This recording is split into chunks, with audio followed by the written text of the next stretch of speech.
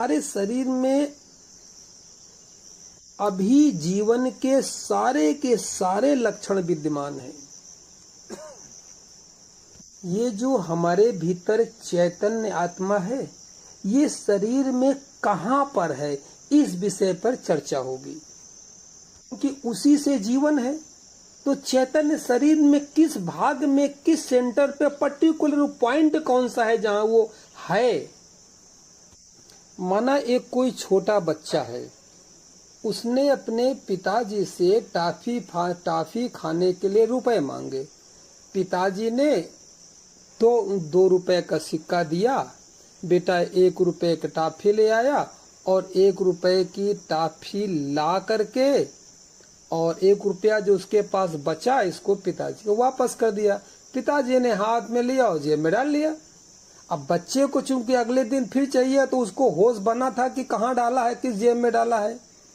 अगले दिन फिर बच्चा पिता से कहता है, पिताजी 1 रुपया दे दो। अब पिताजी कुर्ता पैजामा पहने हैं, आजकल चोर जेबें भी होती हैं। 2 जेब जो है पैजामे में है, एक चोर जेब है, 2 जेब कुर्ते में है, एक जेब ऊपर वाली है, एक जेब भीतर बनियाइन के अंदर गुप्त जेब है। अब पिताजी उनको ये तो पता है कि सिक्का बेटे ने कल मुझे ला करके 1 रुपए का वापस दिया था और हमने अपनी ही जेब में कहीं रखा है। अब उन्हें ये पता नहीं कि किस जेब में रखा है, तो होगा क्या, वो सारी जेबों को टटोलते रहेंगे। कितना वक्त लगेगा, है उन्हीं के जेब में किसी एक, मगर ये नहीं पता पर्टिकुलर किस जेब में है। वो सीधे हाथ वाली जेब, उल्टे हाथ वाली जेब, कुर्ते वाली जेब, पैजामे वाली जेब, ऊपर वाली जेब, बनियाइन वाली, सब में टटोलते रहेंगे। अब चूंकि बच्चे को पता है, उसने कहा पापा ऊपर वाली जेब में है, तो कितनी आसानी हो गई। पिताजी ने सीधे ऊपर वाली जेब में हाथ डाला, सिक्का निकाला और बेटे को पकड़ा दिया। कितनी आसानी हो गई। ये आसानी इसलिए हो गई कि अब पिताजी को पता चल गया पर्टिकुलर की पैसा ऊपर वाली जेब में है, इसलिए सीधे वहीं हाथ डाला। वरना हर जगह टटोलते रहते, संयोग बसात अगर ऊपर वाले जेब में हाथ चला जाता तो मिल जाता, वरना कितना समय बेकार होता, टटोलते ही रहते। यही हो रहा है आज धार्मिकता के नाम पर समाज में जो सिक्का धर्म का गिर गया है, वो किसी को पता नहीं कि वो है कहाँ, और टटोल हर जगह रहे हैं। कोई रामायण में टटोल रहा है, कोई गीता में टटोल रहा, कोई भागवत में टटोल रहा, कोई मूर्तियों में टटोल रहा, कोई मंदिरों में टटोल रहा, कोई सत्संगों में टटोल रहा, कोई नामदान में टटोल रहा। टटोल सब जगह रहे, मगर पता नहीं कि है कहाँ वो। अरे भैया, जो ये सत्संग कर रहे हो, यही तो बताएंगे कि वो पर्टिकुलर जगह कौन सी है कि जहाँ सिक्का गिरा है, जहाँ तुम्हारी आत्मा है। तो सीधे वहां हाथ डालो ना कि जहाँ सिक्का है, यानी सीधे वहां तलाश करो जहाँ चैतन्य आत्मा रुकी है, जहाँ चैतन्य आत्मा रहती है। उसी स्थान की खोज करने की जो बात है, आपको आप सब जानते हैं। मैं आपको फिर याद दिला रहा हूं, मगर याद दिलाने वाला काम मैं करूंगा मात्र। अब देखिए, आपने समाज में एक हाथ का भी व्यक्ति देखा होगा कि उसका एक हाथ नहीं है, फिर भी वो जिंदा है, यानी जीवनी शक्ति चैतन्य उसके अंदर है।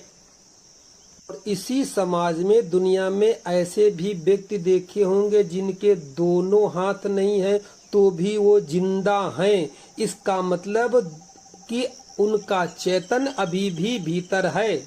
ऐसे भी व्यक्ति देखे होंगे जिनका एक पैर कटा है, वो भी जिंदा देखे होंगे।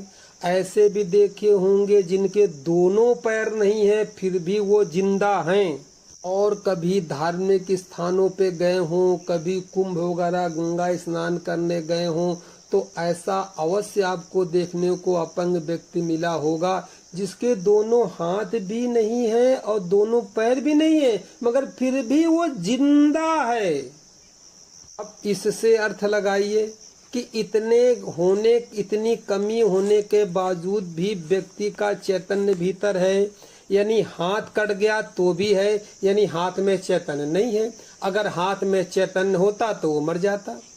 दोनों पैर कट गए तो भी जिंदा है, यानी पैर में चैतन्य आत्मा नहीं है। अगर पैरों में चैतन्य आत्मा होती तो पैर कटते ही वो मर जाता।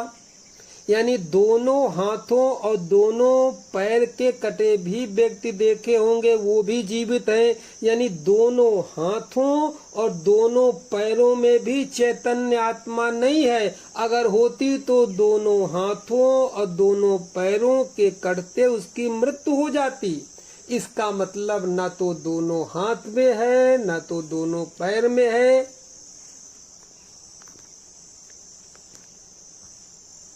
इसी तरह और अगर धीरे धीरे अंगों की बात करें, आंख भी किसी की चली जाती तो भी जिंदा रहता है, कान भी चला जाता है, कट जाता है या सुनने की शक्ति नहीं होती तो भी व्यक्ति जिंदा रहता है।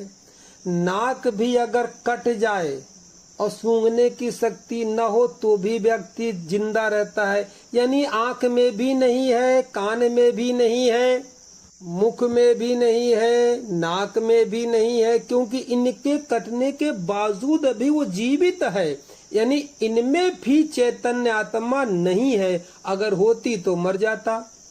अब इसका दूसरा पहलू देखिए, आपने आज तक भी सिर कटा और जीवित व्यक्ति नहीं देखा होगा, क्योंकि सिर के कटते ही शरीर का चैतन्य आत्मा जीवन से संबंध टूट जाता है। और केवल सिर ही नहीं, सिर से लेकर गला है, हृदय है, छाती है, पेट है, कमर है, गुदाद्वार है, इन जगहों से अगर कोई व्यक्ति कट जाता है तो उसका जीवन का संबंध जीवन से समाप्त हो जाता है। अब थोड़ा गंभीरता से योग के चिंतन पर आइए। इन सभी बातों से निकल करके एक बात स्पष्ट सामने आई है कि शरीर में नीचे से मूलाधार से लेकर सहस्त्रार्थ तक, यानी नीचे से लेकर के ऊपर तक रीढ़ की हड्डी जिसे मेरुदंड कहते हैं, ये अगर कहीं से भी काट दिया जाए तो शरीर का जीवन से संबंध समाप्त हो जाता है।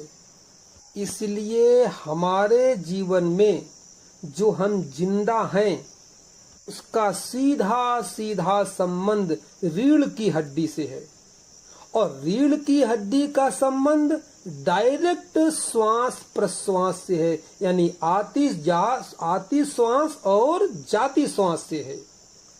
पिछले अध्याय में हमने आपको बताया था, चर्चा हुई थी कि शरीर को हष्ट पुष्ट रखने के लिए भोजन चाहिए और भीतर जो आत्मा पड़ी है उसको पोषण के लिए श्वास चाहिए, यानी श्वास रूपी ऑक्सीजन कह ले, प्राणवायु कह ले, कुछ भी कह ले। शरीर का तो हमको पूरा का पूरा अनुभव है, मगर आत्मा का, चेतन आत्मा का अनुभव हमें नहीं है। अध्यात्म और धर्म का जो मूल उद्देश्य है वो ये है कि शरीर से होते हुए हम आत्मा का अनुभव कर लें, और यही आत्मा का अनुभव आगे चलकर परमात्मा के अनुभव में परिवर्तित हो जाता है। और जब परमात्मा के अनुभव में परिवर्तित होने लगता है, इसके बाद वो सर्वत्र है और सर्वव्यापी है, ये आपको अनुभव में आने लगता है। किसी की कही हुई बात नहीं होती, स्वयं अनुभव में आने लगता है। मगर इसके लिए शरीर से होते हुए पहले अपनी आत्मा का अनुभव तो करिए। तो मैं कह रहा था कि हाथ, पैर, आँख, कान, नाक, मुंह से परमात्मा का संबंध नहीं, यहाँ चैतन्य आत्मा नहीं है। रीढ़ की हड्डी में कोई डिस्टरबेंस हो जाए तो संबंध आत्मा का टूट जाएगा शरीर से। इसलिए ऊपर से नीचे तक जो रीढ़ की हड्डी है, इसी में कहीं न कहीं चैतन्य आत्मा निवास करती है। अब उसका पता क्या है?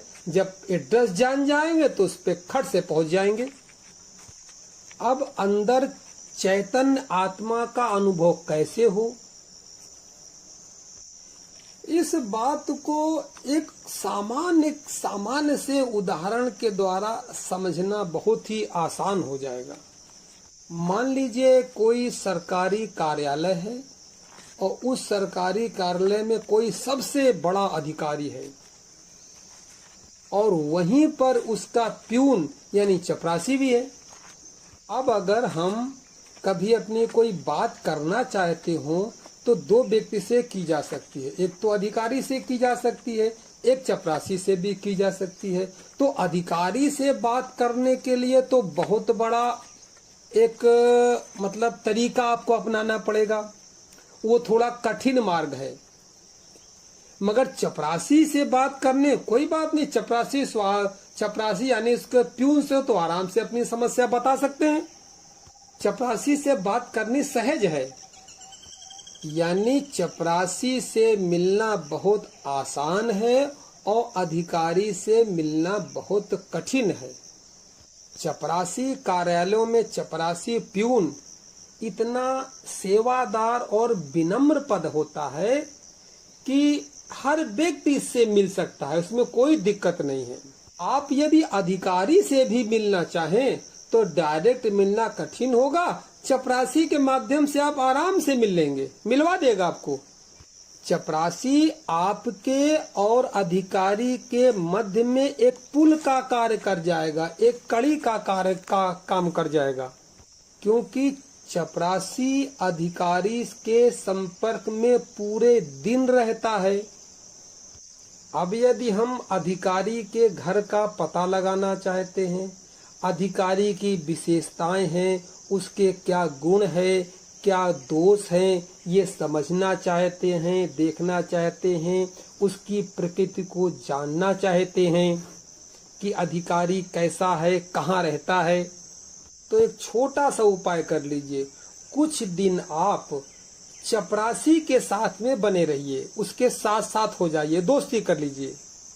ऐसी चपरासी से दोस्ती कर लीजिए, लगाव कर लीजिए कि वह कहाँ रहता है, दिन भर क्या क्या करता है, किन किन रास्तों से होकर के अधिकारियों को फाइल पहुंचाता है, अधिकारियों को भोजन पहुंचाता है, अधिकारियों को आवश्यक सामग्री पहुंचाता है, और किन रास्तों से होकर के वापस वह पुनः अपने घर को आ जाता है।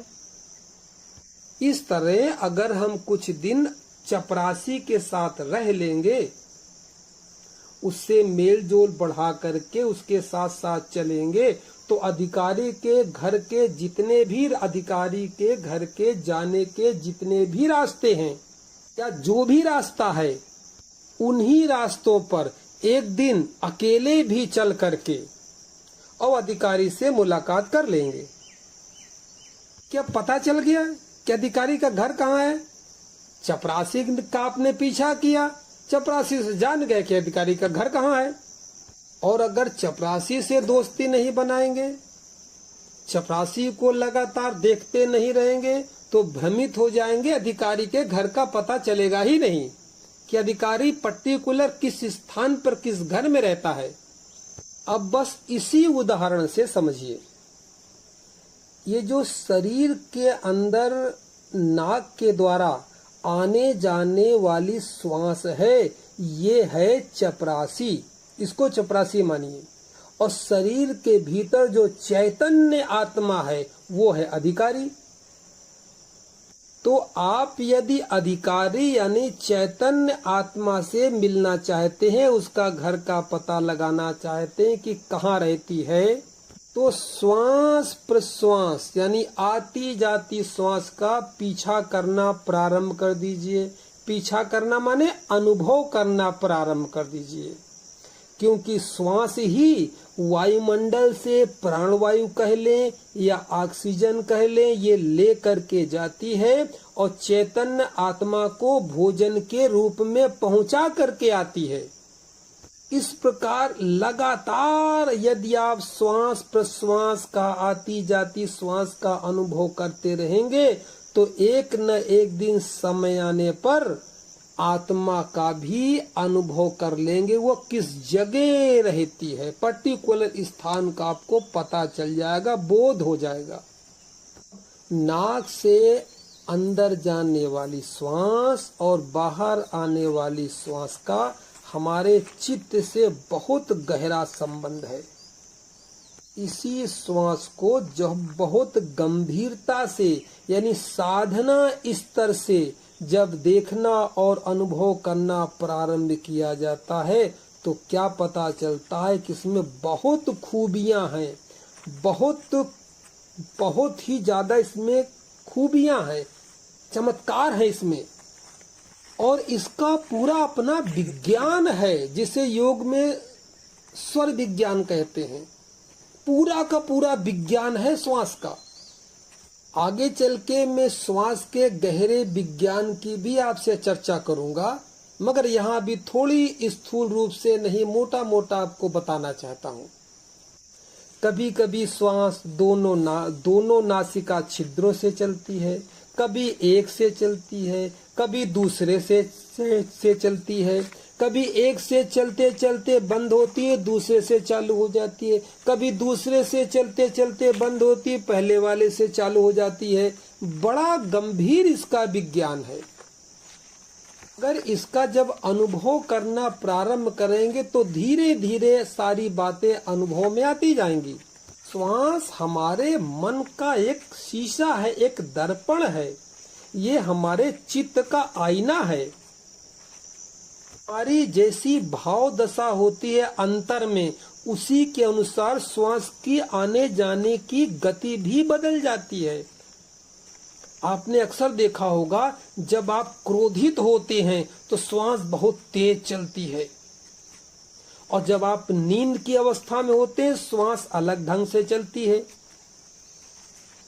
जब कभी डर जाते हैं, कोई भय हो जाता है, किसी भी प्रकार का भय हो तो श्वास उखड़ सी जाती है, एक मतलब आप अनबैलेंस से हो जाते हैं। श्वास का आपके भाव से बहुत गहरा संबंध है। और जब आनंदित होते हैं, शांत चित्त होते हैं तो श्वास की गति बहुत धीमी हो जाती है। इसी तरह जब हम बहुत गंभीर चिंतन में होते हैं, गंभीर विचारों में होते हैं तो श्वास की गति और धीमी हो जाती है। इसीलिए कहता हूँ कि श्वास का हमारी भीतर की चित्त की दशा से बहुत गहरा संबंध है। भीतर किसी भी कारण मन की भाव दशा बदली नहीं कि श्वास की गति अपने आप बदल जाती है। उसी तरह जिनको बहुत गहरे ध्यान का अनुभव है, समाधि के क्षणों का अनुभव है, उनको पता होगा कि उस क्षण में श्वास इतनी धीमी हो जाती है कि पता ही नहीं चलता कि श्वास चल रही है कि नहीं। इसीलिए मैं कहता हूँ कि शरीर के अंदर नासापुटों के द्वारा जो आती जाती श्वास है, इसका अनुभव साधना स्तर पर अगर आप करना प्रारंभ कर देंगे तो स्थूल शरीर से होते हुए मन है, बुद्धि है, चित्त है, अहंकार है, सब कुछ देखते हुए एक समय ऐसा आएगा कि आत्मा के अनुभव तक पहुंच जाएंगे। और जब आत्मा के अनुभव तक पहुंच जाएंगे तो परमात्मा का अनुभव स्वतः हो जाएगा। इसको ये बात तभी समझ में आएगी जब आत्मा का अनुभव हो जाएगा। इसको ऐसे समझ सकते हैं कि बूंद सागर में गिर जाए तो वही बात है, और सागर बूंद में गिर जाए तो भी वही बात है। दोनों में कोई भेद नहीं है, मगर पहले आत्मा का भीतर अनुभव तो कर लीजिए, फिर कहिएगा कि हरि व्यापक सर्वत्र समाना और प्रेम से प्रकट होए हम जाना। आगे चल करके इसी चर्चा को माध्यम बनाते हुए आपको ध्यान की एक ऐसी सार्वजनिक सार्वभौम विधि बतलाई जाएगी जो सभी शास्त्रों से, सभी मतलब शास्त्र कह लीजिए या जितने सारे पंथ कह लीजिए, सबसे निकल करके आएगी विधि, और बहुत उत्तम और सरल विधि होगी, और जो हर जाति हर वर्ग, पढ़े लिखे बेपढ़े लिखे, सबके लिए काम करेगी। मात्र मानव होना चाहिए उसके लिए। बस उस विधि के आगे प्रयोगात्मक चर्चा की जाएगी, अभ्यास कराया जाएगा। तो मेरी चर्चा को लगातार सुनने के लिए और अपनी आध्यात्मिक प्रगति करने के लिए, अपनी आध्यात्मिक प्रगति यानी ब्रह्मांड की जो आध्यात्मिक ऊर्जा है उसको स्वयं में अनुभव करने के लिए, भाई अनुभव करने का बीज आपके अंदर पड़ा है तभी आप इस वीडियो को सुन रहे हैं। अगर बीज न होते आपके अचेतन में तो आप बंद कर देते, सुनते ही नहीं। तो कहीं न कहीं पड़े जरूर हैं। यह है कि उस पे चोट करने का मैं काम करूंगा। मैं 90 दिन या 100 दिन लगातार चोट मारने का काम करूंगा कि आपको याद आ जाए और आप अपनी अंतर यात्रा पर निकल जाएं। जब मस्तिष्क में यह बात क्लियर हो जाए कि परमात्मा कहाँ, क्यों, कैसे निवास करता है, फिर उसकी अंतर यात्रा पर निकलेंगे। इसके लिए विधिवत जूम ऐप पर प्रयोगात्मक अभ्यास करवाए जाएंगे। इसके लिए सूचना आपको जल्दी से मिल जाए तो मेरे चैनल को सब्सक्राइब कर दीजिए, बेल आइकन ऑल पर घंटी दबाइए, और एक काम और करिए, अगर बीच में आप मेरे कोई भाग सुन रहे हैं तो आपसे ये अनुरोध है कि मेरे प्रथम भाग से सुनना प्रारंभ करेंगे, तब जा करके किसी निष्कर्ष पे पहुंच पाएंगे। मेरी बातों को इतनी ध्यान से और गौर से सुना, इसके लिए धन्यवाद। कोई प्रश्न हो, कुछ कहना हो, अच्छा लगा हो, बुरा लगा हो, या कुछ पूछना हो तो नीचे कमेंट करिएगा। कमेंट कुछ न कुछ तो जरूर करिएगा, इससे मेरा प्रोत्साहन बढ़ता है। मैं और अधिक समझाने का प्रयास करूंगा आपको, अगर कहीं कोई कमी रह गई है तो। क्योंकि धर्म का क्षेत्र विराट है, इसकी कोई सीमा नहीं है कहने की, ही समझाने का कोई सीमा है, कहीं भी किसी स्तर तक समझाया जा सकता है, बस आपको समझ में आ जाए। और भाषा बिल्कुल हमारी आपकी होनी चाहिए, क्लिष्ट भाषा नहीं होनी चाहिए जो आपके सर के ऊपर से निकल जाए। वेद वेदांत उपनिषद की बातें हों, वो भी आपकी भाषा से मिलती जुलती हुई। अगर कठिन भाषा होंगे तो देखने सुनने में तो अच्छा लगेगा, मगर सर के ऊपर से निकल जाएगा। तो आशा करता हूं कि कमेंट में कुछ न कुछ अवश्य लिखेंगे। मेरा मोबाइल नंबर, व्हाट्सएप नंबर 98 97 72 74 41, स्वामी अंतर्ध्यान, देहरादून, चोयला।